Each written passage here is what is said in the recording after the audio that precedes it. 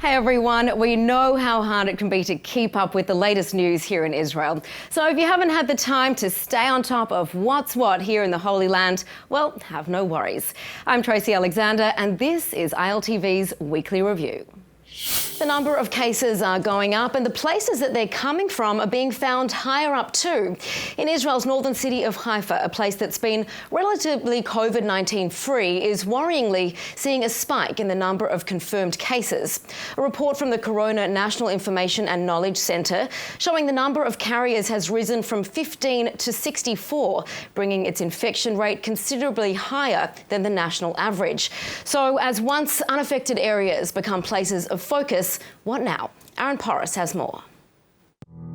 Forget the coronavirus, the show must go on.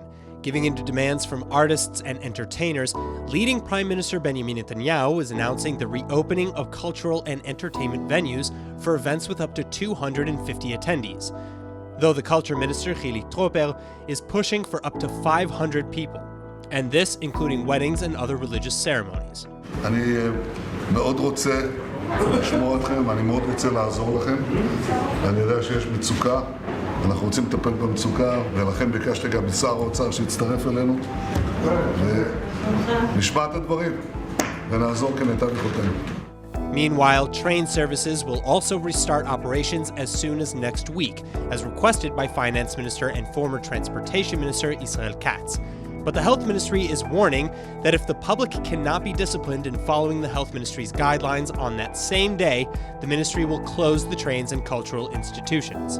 Worrying numbers in mind, though, these announcements come in spite of yet another dangerous rise of infections in Israel. The daily spread on Wednesday hitting 257 and raising the total active infections back to well over 4,000 for the first time in weeks. The death toll holding at 303. As for the neighboring Palestinian Authority, PA Health Ministry officials also issuing stark warnings about a potential second wave, with 46 new confirmed infections overnight Wednesday, the highest single-day rise in the PA since restrictions were loosened late last month. Now, Israel has stopped multiple attempts to smuggle military gear and weapons to the Gaza Strip over the years, both from the sea and via shipments entering the Palestinian territory. Now it's been revealed that amid startling quiet along the Israel-Gaza border, attempts to stockpile weapons have been thwarted with another maritime interception made by Israeli forces. Nittany Manson reports.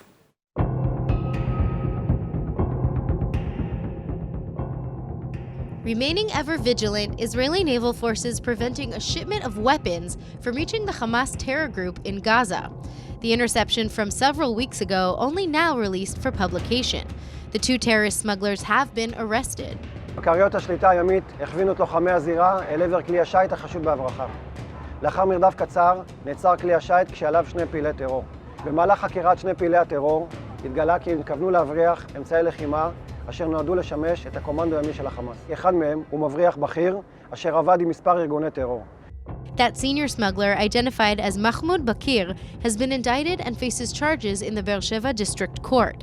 Colonel Gutman describing Bakir's arrest as a major operational achievement for the state of Israel, as well as a severe blow to the Hamas Naval Commando Unit. But neither the second smuggler's identity nor the types of weapons seized have been released to the public. The operation was carried out by joint intelligence efforts of the Israeli Naval Forces, the Shin Bet Security Services, and the military intelligence.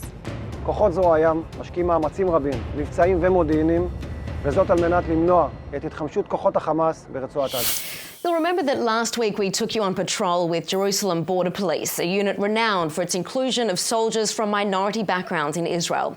But perhaps one thing you didn't know is that a significant chunk of the troop is made up of a group that won't let gender stand in the way of helping Israel on the front lines.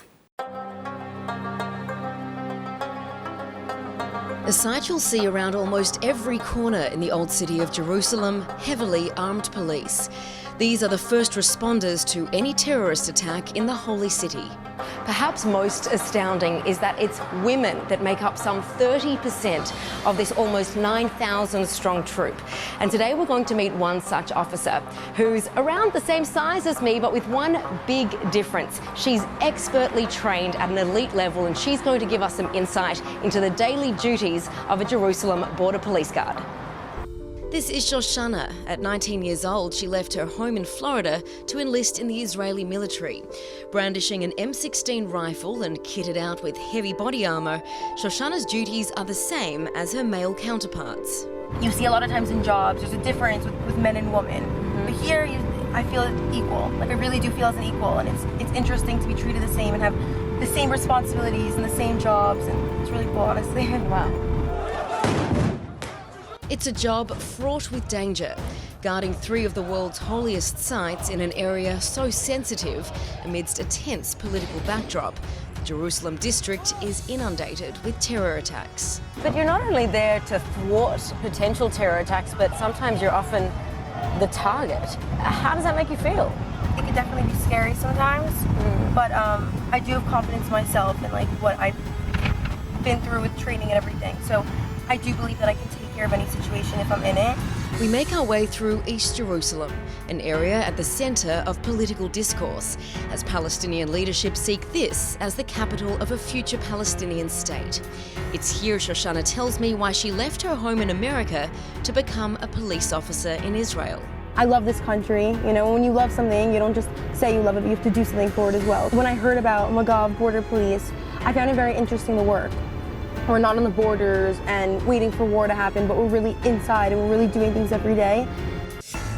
We enter a neighbourhood called Atur, where border police patrol daily, looking for potential suspects attempting to make their way to the old city, or as Shoshana explains, to disperse riots. If you get hit with a block, I guess you just keep running and you try to catch the person also. Every situation's different, you know. Rocks, you just keep running. Molotov cocktails, you keep running, you try to catch the person who did it, because clearly it's not something that's allowed to happen, so that would usually cause for an arrest. But today we're being taken to a lookout, sitting atop a police station, which gives them a bird's eye view of the entire 125 square mile spread of the ancient city and its surrounds. So this is quite the vantage point. Talk me through the significance of this area. So this is definitely a viewpoint over pretty much all of Jerusalem that you can see. From this position, communication is vital to share information about suspicious activity around the holy sites with the boots on the ground. We have our combat female and male soldiers, police officers pretty much scattered all around Jerusalem protecting this city. From up on high, Shoshana shares with me her experiences patrolling an Arab village called Ras Al Amud, inside of which is a Jewish neighborhood. A lot of times you have riders who come and they throw, whether it's Molotov cocktails or rocks or whatever it is, you have a lot of people, they try to throw things into the Jewish neighborhood to endanger their lives or their homes. Shoshana opening up about the real challenges of being a female border guard. If I have to do an arrest, it's not always easy, you know. A lot of times the person's bigger than me or even stronger than me and they're trying to get away. So yeah, it's definitely happened. Making our way back to base, Shoshana opens up further. I obviously do believe that maybe like men are built stronger and like that's fine and like that's just like another way that women, like we have to push ourselves. You have to be a particular kind of brave, though, to be really on the front lines. You're the first responders to terrorist attacks. How do you mentally prepare for something like that? I don't know if you can ever be fully prepared for something. That's the thing. Like you get put in this situation and you just have to act however you think that it's appropriate to act. Yeah. In a city that houses some of the world's holiest sites, security has many faces. While they're not here right now, you can also find female border police guards protecting the entrance to the Holy Al-Aqsa Mosque. But as you can see right now, they also have another specific job, which is ensuring that non-Muslims don't enter the holy site outside of specifically allotted times. And even in the alleyways that appear to be empty, Magav is aided by technology, and backup is never far away. Tracy Alexander, ILTV, Jerusalem. Israeli Prime Minister and alternate Prime Minister just can't seem to agree. Reports in Israel's Haaretz Daily point to a real concern that the differences between the two main parties in Israel's unity government could derail Prime Minister Benjamin Netanyahu's plans to expand Israeli sovereignty over parts of Judea and Samaria. The date for the Knesset vote on the unilateral move is July 1, but sources involved in talks between Netanyahu, Defence Minister Gantz, Foreign Minister Gabi Ashkenazi and US Ambassador David Friedman say the differences within the government are big and would be hard to bridge.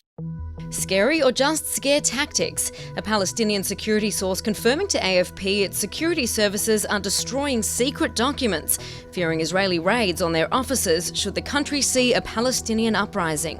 The order, reportedly coming from high up, comes as Israel weighs extending its sovereignty over parts of Judea and Samaria unilaterally. But despite public warnings against the move, a senior official from the United Arab Emirates is engaging with Jerusalem via a major US Jewish online conference.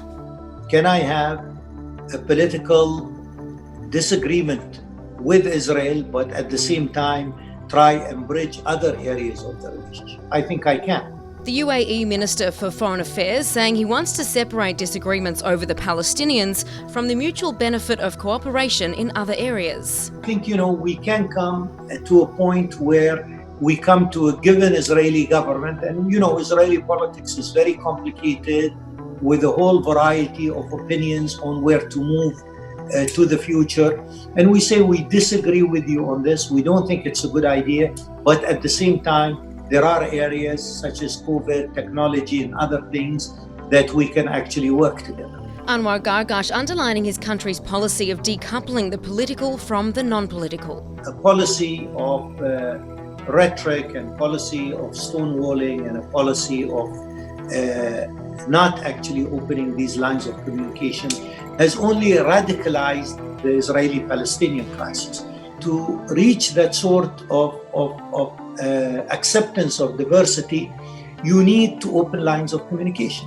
The idea of demonizing Arabs by radicals on the Israeli side, or the idea of demonizing Jews by radicals on the Arab side, I think has not helped anybody. Jordan's King Abdullah, though, speaking to US lawmakers Tuesday, including Senate Majority Leader Mitch McConnell, saying Israel's planned move would threaten stability in the Middle East. And in London, British Prime Minister Boris Johnson, the latest to call the expected decision a breach of international law should it be carried out. Domestically, though, certain elements of Trump's Peaceful Prosperity Plan are being skimmed over. Coalition whip Mickey Zohar taking to Twitter, saying that Prime Minister Benjamin Netanyahu has promised his Likud faction that no government he leads will ever recognise a Palestinian state, even in principle. This despite the conditions of the US peace plan that Israel must annex some 30% of the West Bank as part of making way for an eventual Palestinian state. We begin in southern Israel after a rocket was fired from the Gaza Strip into Israeli territory overnight. Sirens wailing across areas bordering the coastal enclave, with the rockets striking an empty field in the Eshkol region. Israel's Defense Force retaliating to the rocket attack, striking Hamas sites in northern Gaza with tanks and aircraft. Terror groups in the Strip are increasingly threatening Israel over delays in the transfer of Qatari aid money to Gaza, which ended yesterday, and over the Israeli government's plans to expand its sovereignty over parts of Judea and Samaria. It's a project called the American Road, and building for it is already underway. The bypass road will connect Jewish settlements in Judea and Samaria with Jerusalem, as well as cut travel times for East Jerusalem neighbourhoods to the capital city. With a construction price tag of $250 million, it's said to be completed in the summer of 2021. So why is it called the American Road? Well, a US company began working on a road that winds through southeast Jerusalem back in the 1960s, but construction stopped after the 1967 Six-Day War. The Palestinian Minister of Jerusalem Affairs is saying that the road cuts off Palestinian neighbourhoods within the city from one another. But Jerusalem officials are saying that the thoroughfare will benefit both Jewish and Arab residents of Jerusalem.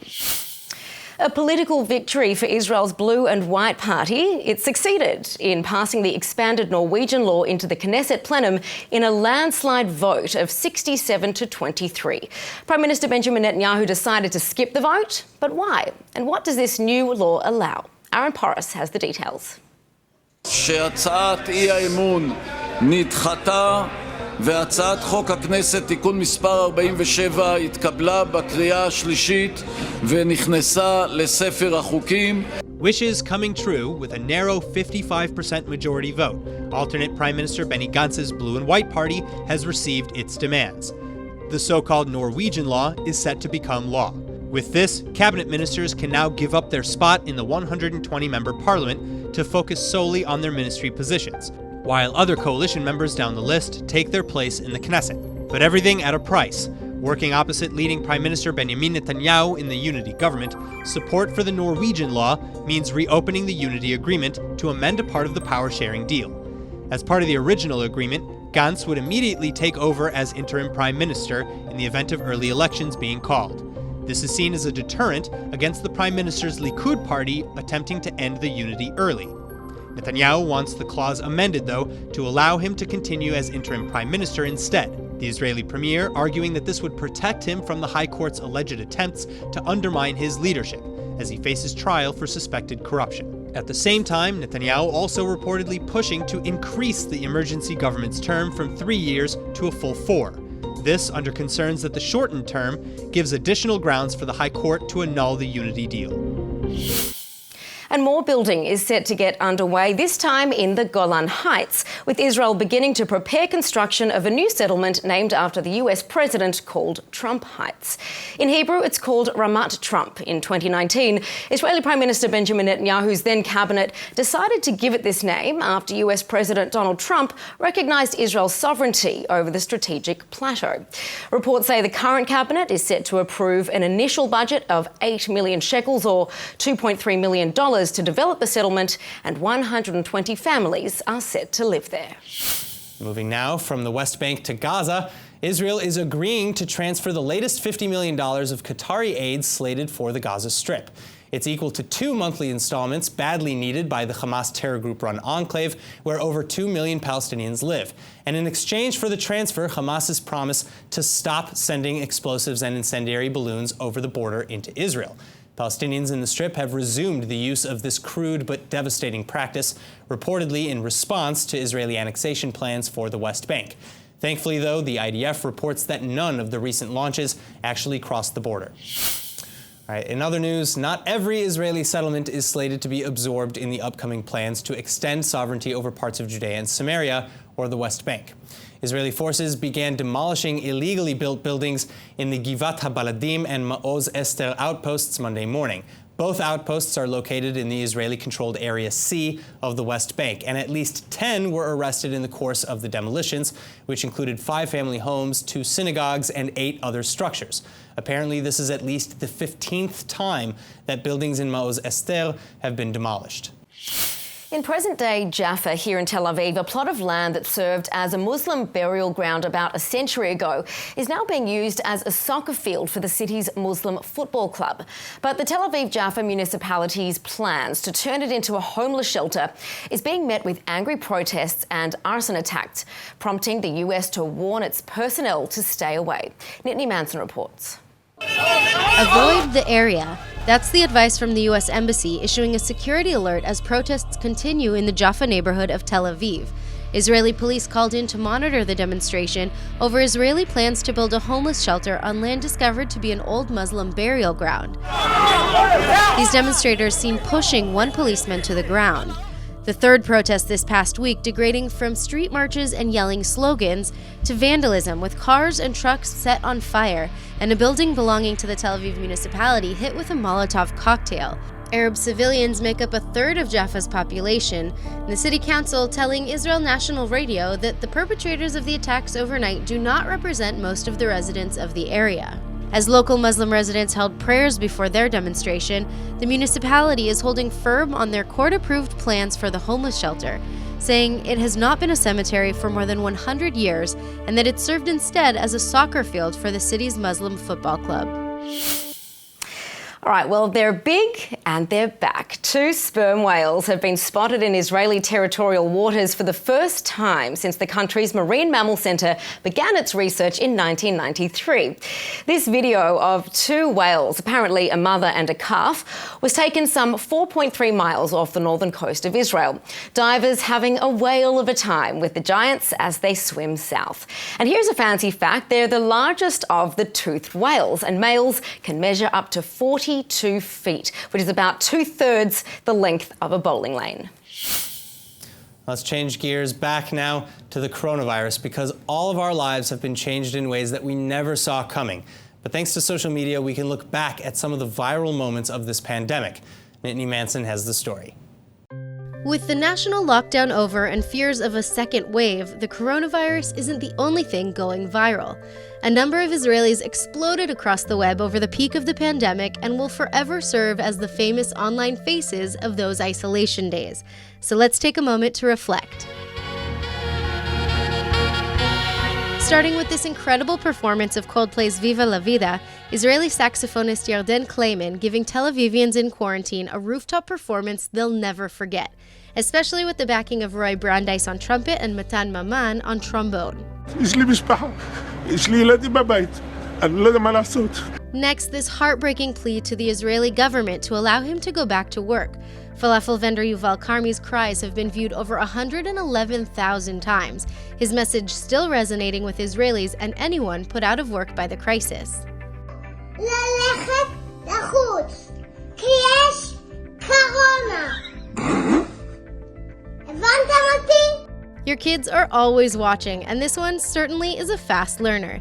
This adorable little Israeli's reminder has nearly 500,000 views, and it's a good thing too, because without her clarifications, her parents would surely be in the dark. כן, מה זה קורונה? מה זה קורונה? אסור ללכת. But little Oria's parents aren't the only ones with questions. Israeli comedian Yonatan Gruber shared his frustratingly familiar phone call in which he tries to teach his mother how to use Zoom, the video conferencing app that's also now synonymous with the lockdown. Manage participants. צריכה להזין קצת העכבר. Manage participants. כן, כן. And finally, with almost 3 million views, this Israeli parents rant against the advent of distance learning. זה לא נורמלי. מהבוקר אנחנו רק ביום השני, מיליוני הודעות בוואטסאפ, יש לי 4 ילדים שיהיו בריאים, תדמיינו כמה וואטסאפים, כמה מורות לכל ילד, כמה מקצועות לכל ילד, יש לי רק 2 מחשבים בבית, הם רבים מהבוקר על המחשבים, אחד המורים של הבת שלי חי בסרט שהיא ב8 בבוקר תשב לראות אותו על המסך, היא ב8 בבוקר רק הופכת צד במיטה, מה נראה לכם? Shiri Kenensberg-Levy's message going global, resonating with parents everywhere as they struggle to balance work and the task of homeschooling. אם לא נמות מהקורונה, נמות מלמידה מרחוק. זהו, פרקתי. בבקשה, להוריד קצב, תניחו להם. שיהיה יום מהמם. So, while scientists are showing the coronavirus affects the heart, it seems it extends as a metaphor as well, with the global relatability connecting humans in our pain and in our humor. אני מצטער.